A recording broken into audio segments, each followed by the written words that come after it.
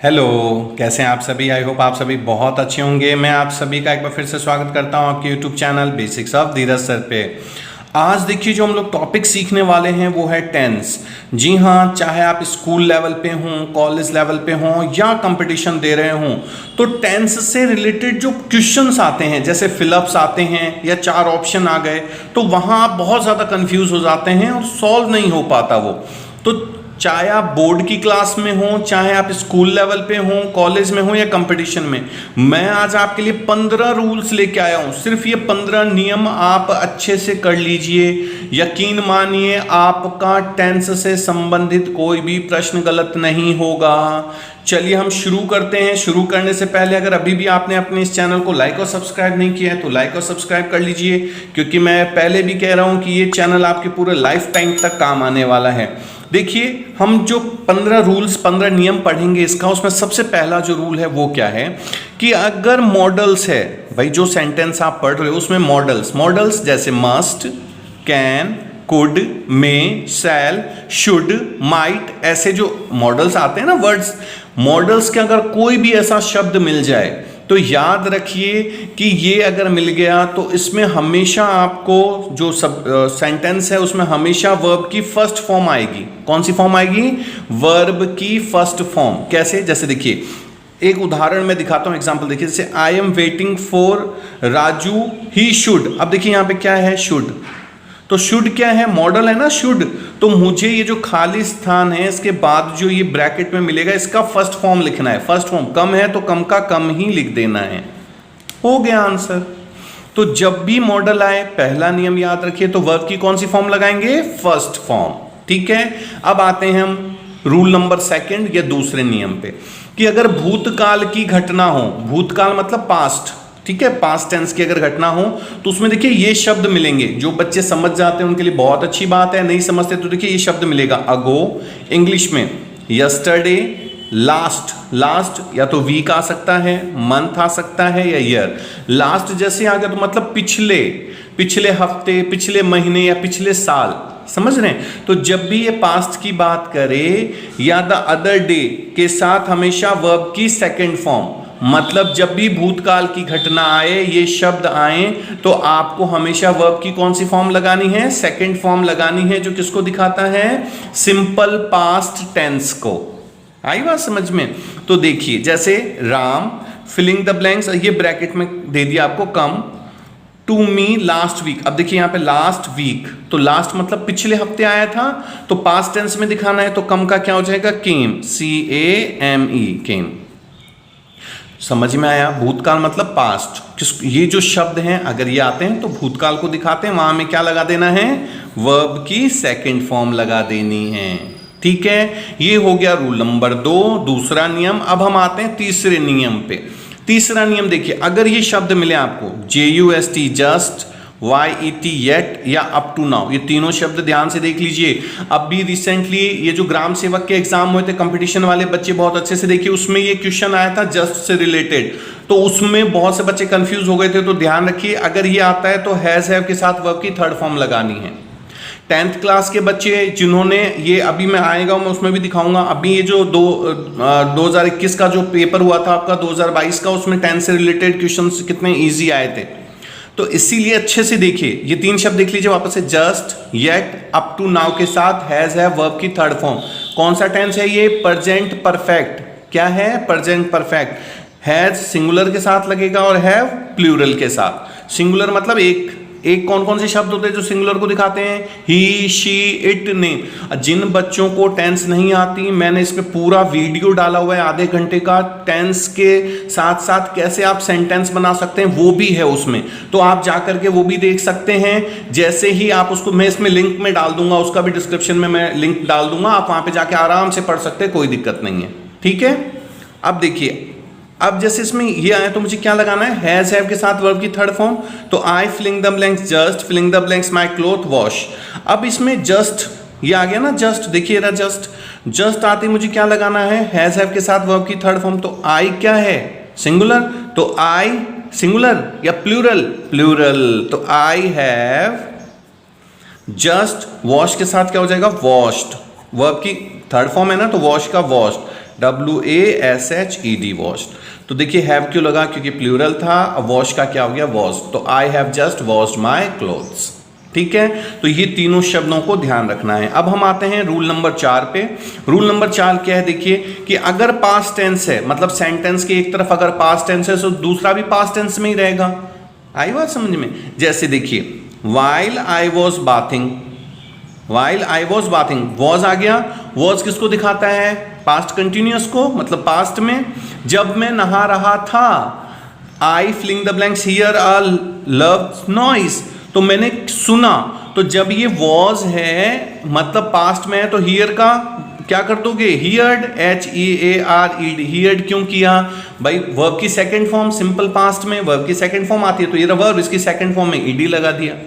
ठीक है, जिन बच्चों को सेकंड फॉर्म थर्ड फॉर्म नहीं आए, ध्यान रखिए ये शब्द में अधिकतर ed पीछे लगा देंगे तो 80% में 100 में से हर 80 शब्द में सेकंड और थर्ड फॉर्म में ed लगता है। ठीक है, अब देखिए Sita filling the blanks food and went to market. अब ये वेंट मतलब कहाँ चली गई, घूमने के लिए मार्केट, तो इसमें कोई नियम नहीं है, तो ये वेंट है, तो यहाँ पे आप ये देखिए यहाँ पे कुक का क्या कर देंगे आप, कुक्ड।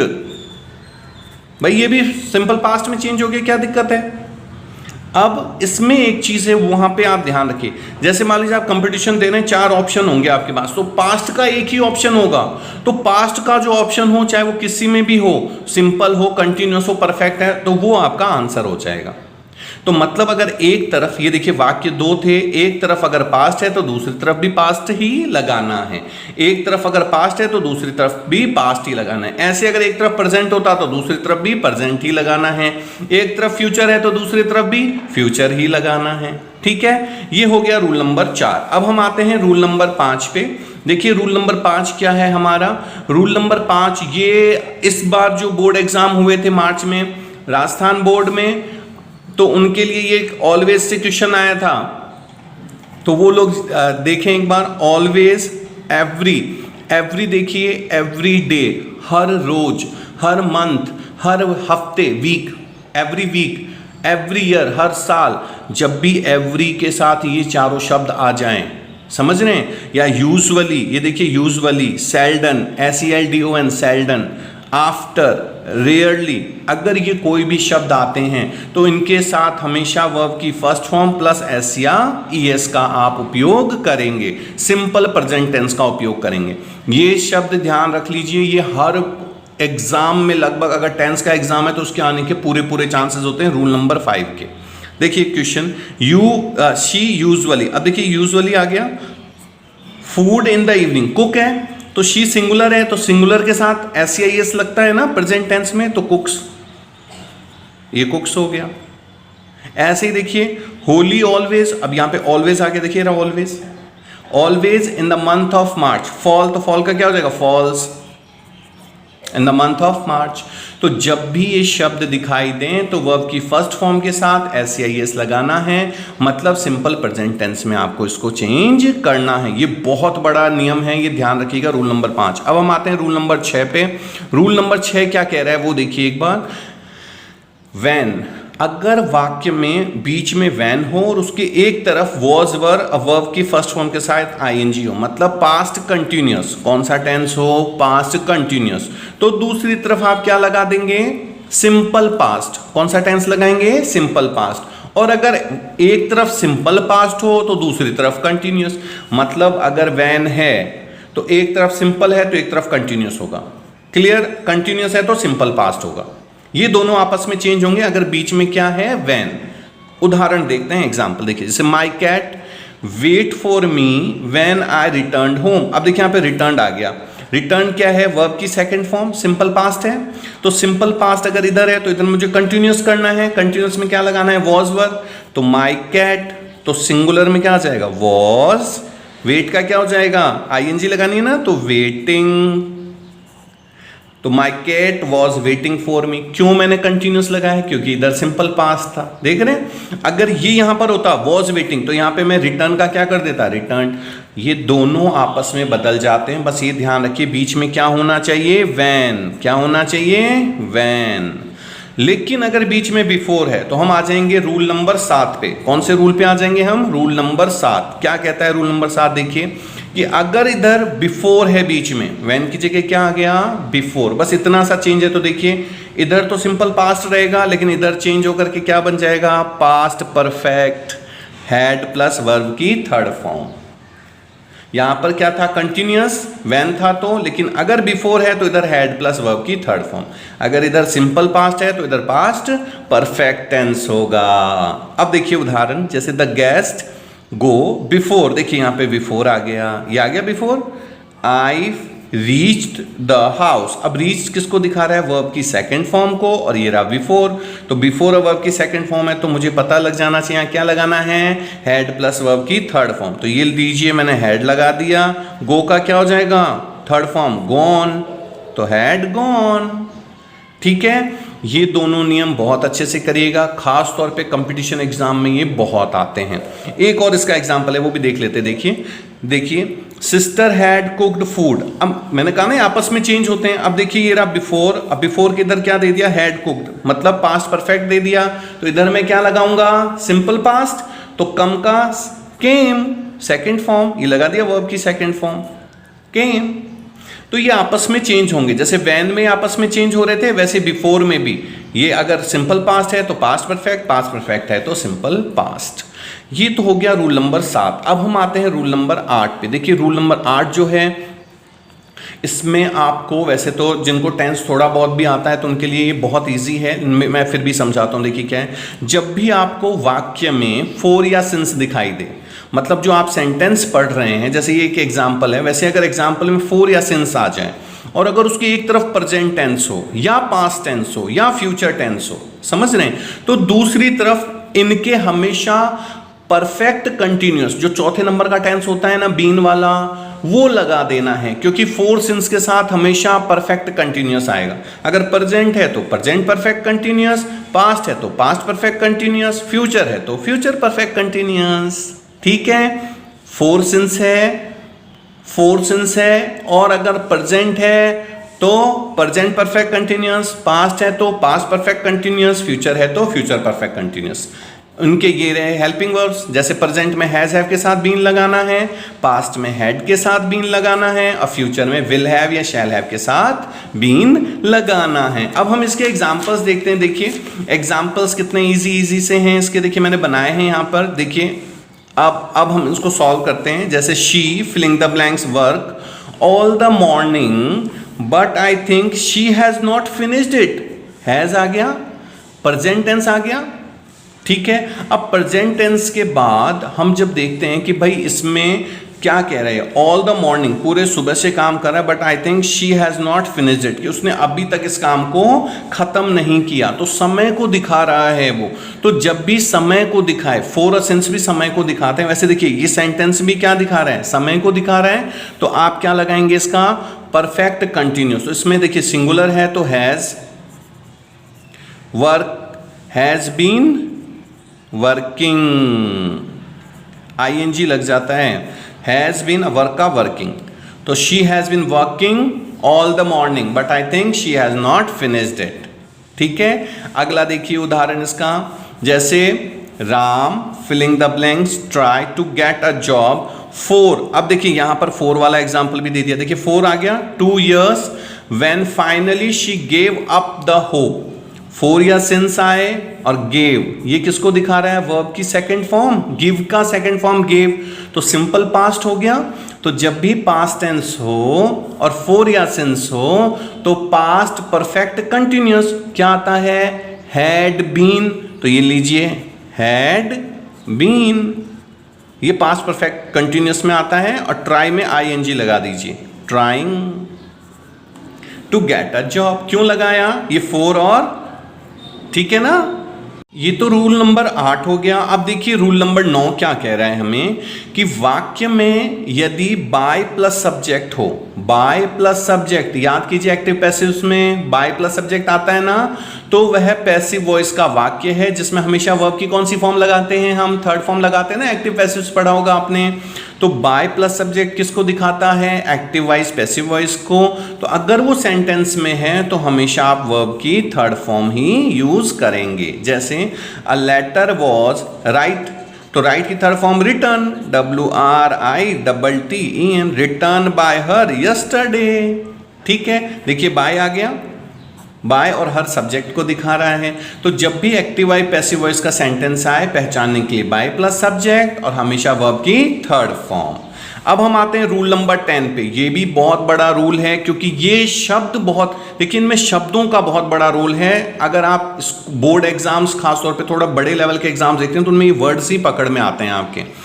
वाइल या स्टिल, अगर ये दोनों शब्द आपको सेंटेंस वाक्य में मिल जाएं तो हमेशा ध्यान रखिएगा या तो प्रेजेंट कंटिन्यूअस में जाएगा या पास्ट कंटिन्यूअस, यानी इज एम आर लगेगा या वॉज वर, वर्ब की फर्स्ट फॉर्म के साथ आईएनजी लगता है ये कंटिन्यूअस में, तो ये। और सेकंड है अगर आपको हैड बेटर क्या मिल जाए, हैड बेटर ये शब्द मिल जाए तो हमेशा वर्ब की फर्स्ट फॉर्म। क्लियर, देखिए वाइल और स्टिल है तो कंटिन्यूअस में, हैड बेटर है तो वर्ब की फर्स्ट फॉर्म में। जैसे इसका एग्जांपल देखते हैं पहले हैड बेटर का। देखिए she had better to your house, had better आ गया, क्या लगाना है मुझे वर्ब की फर्स्ट फॉर्म, तो गो का गो ही लिखेंगे, कुछ नहीं करना, वर्ब की फर्स्ट फॉर्म मतलब गो का गो लिख दीजिए अगर हैड बेटर है सेंटेंस में तो। अब अगला देखिए, शी ब्रोक हर लेग, पैर तोड़ लिया उसने, वाइल ये आ गया, देखिए while. She filling the blanks are scooter. अब इसमें हमें ये नहीं पता चल रहा कि ये किस में दिखा रहा है। जैसे शी ब्रोक, ब्रोक दे रखा है ना, ब्रेक का ब्रोक, सेकंड फॉर्म पास्ट में है तो पास्ट में हमें, तो इधर भी हमें क्या लेना पड़ेगा, पास्ट। भाई अगर ये सेंटेंस पास्ट में है तो इधर भी पास्ट, तो ये मैंने बताया था या तो प्रेजेंट कंटिन्यूअस या पास्ट कंटिन्यूअस। तो इसमें आप क्या लगा देंगे, शी के साथ वॉज, ठीक है, सिंगुलर में वॉज आता, प्लूरल में वर्ब। अब वर्ब क्या है, ड्राइव, तो ड्राइविंग, ड्राइविंग स्कूटर। तो जब भी ये वाइल या स्टिल आए तो वाक्य अगर प्रेजेंट में है तो प्रेजेंट कंटिन्यूअस लगा दीजिए, पास्ट है तो पास्ट कंटिन्यूअस लगा दीजिए, और अगर हैड बेटर है तो हमेशा वर्ब की फर्स्ट फॉर्म। जैसे पहला एग्जांपल हैड बेटर का था और दूसरा एग्जांपल वाइल का था। इसी के साथ हमने ये एग्जांपल नंबर 10 या रूल नंबर 10 क्लियर किया है। अब देखिए नियम या रूल नंबर 11 क्या कहता है, यदि वाक्य में अरेंज्ड फ्यूचर हो, अरेंज्ड पता है फ्यूचर मतलब भविष्य में कोई चीज का अगर पहले से मैंने फिक्स कर रखा हो तो हमेशा सिंपल प्रेजेंट टेंस और वर्ब की फर्स्ट फॉर्म या प्लस SCIS का प्रयोग होता है, मतलब सिंपल प्रेजेंट टेंस का आपको यूज करना है। जैसे देखिए माय फादर ब्रैकेट में रिटायर था नेक्स्ट मंथ, अगले महीने रिटायर होंगे, फिक्स है ना, अरेंज है पहले से ही ये चीज फिक्स हो चुकी है, तो इसीलिए क्योंकि ये सिंगुलर था तो रिटायर्स कर दिया, इसमें एस या ES लगाते हैं ना तो ES लगा के रिटायर्स कर दिया। अगर यहाँ पे प्लूरल होता जैसे दे, THEY दे होता तो सिर्फ रिटायर आता, ठीक है। तो इस तरह से आप इसका सेंटेंस, अगर अरेंज फ्यूचर है तो हमेशा ध्यान रखिए सिंपल प्रेजेंट टेंस का ही उपयोग करेंगे। अब रूल नंबर 12 क्या है वो देखते हैं।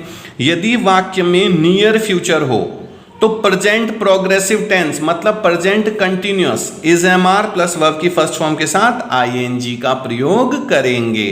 नियर फ्यूचर मतलब आने वाले फ्यूचर में, आने वाले फ्यूचर की अगर कोई चीज पहले से फिक्स है, जैसे देखिए द प्रेसिडेंट, अब यहां पर ये तो फिलिंग द ब्लैंक्स था, यहां पर आपको ब्रैकेट में से मिलता है reach, REACH, reach Jaipur today evening, आज शाम को आएंगे, तो ये नियर फ्यूचर हो गया ना भाई, आज शाम को आ रहे हैं तो फ्यूचर में बहुत पास की बात हो गई। तो जब भी नियर फ्यूचर जैसे आज शाम को या 2 घंटे बाद की बात हो, फ्यूचर में बहुत पास की बात हो, तो हम क्या यूज करेंगे, प्रेजेंट कंटिन्यूअस। ये दोनों रूल नंबर 11 और 12 बहुत इंपॉर्टेंट है। अब देखिए तो इसीलिए यहां पे रीच का क्या हो गया, इज रीचिंग, है ना, इज रीचिंग, क्योंकि प्रेजेंट कंटिन्यूअस किया हमने, क्योंकि क्या था ये नियर फ्यूचर, क्योंकि कब आ रहे हैं प्रेसिडेंट, जयपुर टुडे, आज ही आ रहे हैं, कब, इवनिंग में।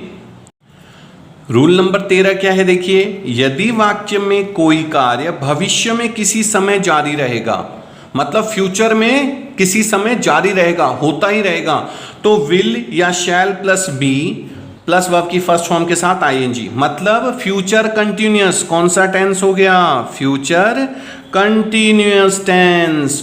और अगर आपको ये टेंसेस का अगर वो स्ट्रक्चर याद करने में दिक्कत होती है, मैं कह रहा हूं एक बार देखिएगा, मैंने 4 मिनट का वीडियो बना रखा है, बहुत आसानी से याद हो जाएगा आपको, उदाहरण देखिए इसका, जैसे अब ये देखिए, ये आपको मिलता ब्रैकेट में, ये फिलिंग द ब्लैंक्स है, ठीक है। यहाँ पे सिर्फ ये स्टडी रहता, क्या रहता है यहाँ पे, ये study in 11th class next year, ठीक है भाई। ये कब नेक्स्ट ईयर इस क्लास में जाएगा, ये अगले साल की बात है ना, तो अगले साल इस टाइम ये इस क्लास में रहेगा, ठीक है। तो जब ये इस क्लास में रहेगा तो हमने क्या लगाया, फ्यूचर में फिक्स है किस टाइम, जैसे आप अगली साल मान लीजिए आज 10th में तो 11th में रहेंगे, अगली साल इसी टाइम आप 11th में रहेंगे, तो उसके लिए फ्यूचर कंटिन्यूअस, ठीक है। Will be studying, future continuous, उसमें क्या लगता है सिंगुलर के साथ विल बी, प्लूरल होता तो शैल बी, और स्टडी के साथ आईएनजी लगा दिया, स्टडिंग। तो अगर कोई चीज भविष्य में इसी समय जारी रहेगी आने वाले टाइम में, तो हम फ्यूचर कंटिन्यूअस यूज करते हैं। ये है रूल नंबर 13।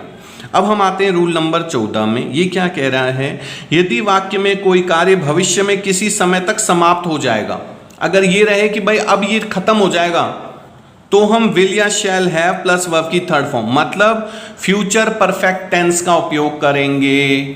अगर कोई चीज भविष्य में समाप्त हो जाए, कोई कार्य अगर ये पता चले जारी रहेगा, तब तो ये कौन सा, फ्यूचर कंटिन्यूअस। अगर वो समाप्त हो जाए तो फ्यूचर परफेक्ट। जैसे देखिए यू यहां पे पास, ठीक है, 10th क्लास बाय 2018, बाय 2018, भाई 2018 में आप 10वीं क्लास पास कर लोगे, तो फिक्स हो गया ना ये, तो इसीलिए इसमें आपने पास के साथ क्या लगाया, विल हैव पास्ट, पास की थर्ड फॉर्म हो गई पास्ट, देखिए। और यहाँ पे विल हैव क्योंकि सिंगुलर है, तो जब फ्यूचर परफेक्ट पढ़ते हैं तो विल हैव या शैल हैव आता है और वर्ब की थर्ड फॉर्म आती है।